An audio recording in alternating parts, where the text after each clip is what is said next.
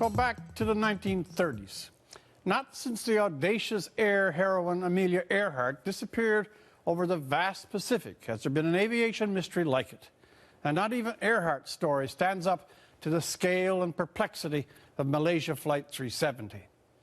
Its abrupt vanishing will be strip-mined by conspiracy mongers and fertilize third-rate movies and novels for decades to come.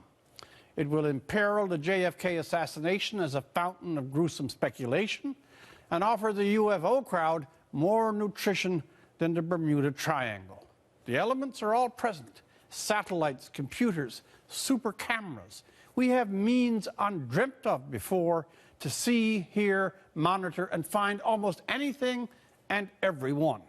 We caress the illusion that nothing can be hidden anymore, that our technology is like the eye of God, or Sauron. Not a sparrow falls, but it's on someone's cell phone or in the dark banks of omnipotent governments and mighty corporations. Or so the script is supposed to go.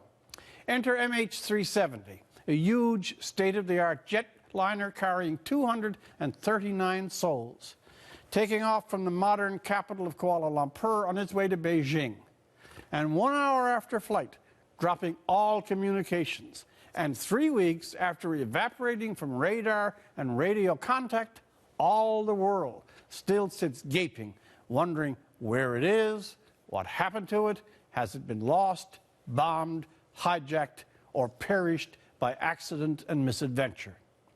Further, because the initial reports from Malaysian authorities were such a spaghetti of misinformation, self-contradiction, and outright ineptitude, the world's trust at this stage is weaker than an eggshell. Who believes anything for longer than 3 minutes about Flight 370? And what a cruel, protracted misery this is for the families and dear ones of the 239 passengers who have endured the anguish of grief suspended over weeks of false leads, callous treatment, and the glare of the world's gossipy press, and all without anything like a resolution. They're in limbo. And limbo in this kind of matter is hell. Beyond the loss, there's the consideration of how this singular tragedy has stolen the eyes of the world away from Syria, Egypt, and the ominous unfolding predations of Tsar Putin in Crimea and Ukraine. There is real menace in these moves of his, the West's hesitations and drift probably feeding Putin's taste for lawless aggression, and all being played out against the backdrop of nuclear-armed states. Now, 2014 is not 1914, but many are noting a symmetry nonetheless.